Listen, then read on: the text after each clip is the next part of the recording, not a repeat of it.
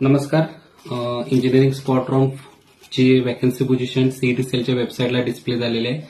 CET सेलच्या वेबसाईटला तुम्ही पाहू शकता. त्यानुसार सीओपीची आपण वॅकन्सी पोझिशन या व्हिडिओमध्ये पाहणार आहोत.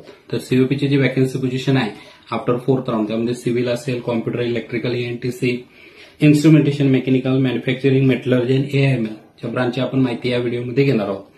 त्यामध्ये आपण सुरुवातीला पाहू सिव्हिल इंजिनिअरिंगसाठी. तर सिव्हिल इंजिनिअरिंगसाठी 17 सीट्स वॅकंट आहेत.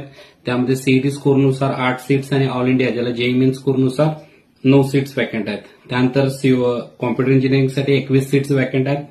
त्यामध्ये महाराष्ट्र स्टेट ज्याला आपण सीईटी स्कोरनुसार म्हणतो त्यामध्ये 5 सीट्स आहेत आणि ऑल इंडियासाठी 16 आहेत.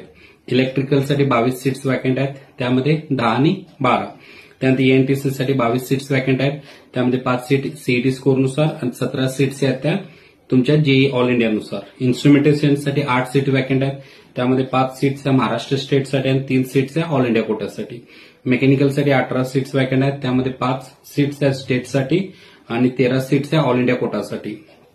मॅन्युफॅक्चरिंग सायन्ससाठी 8 सीट्स वॅकंट आहेत. त्यामध्ये 2 सीट्स या स्टेट कोटा आणि 6 सीट्स या ऑल इंडिया कोटासाठी आहेत. त्यानंतर मेटलर्जी आणि मटेरियल टेक्नॉलॉजीसाठी 21 सीट्स वॅकंट आहेत. त्यामध्ये स्टेट कोटासाठी 10 सीट्स आहेत आणि ऑल इंडिया कोटासाठी 11 सीट्स आहेत. आणि एआयएमएल साठी 5 सीट्स वॅकंट आहेत.